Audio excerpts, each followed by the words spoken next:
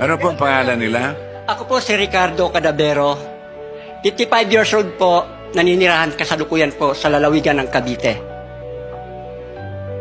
Anong pakiramdam mo na nandito ka na sa PGT? Sobrang saya. Wala mapagsidyan kagalakan, sir, na yung bahagi dito sa isa sa pinakamalaking TV show sa Pilipinas Got Talent po.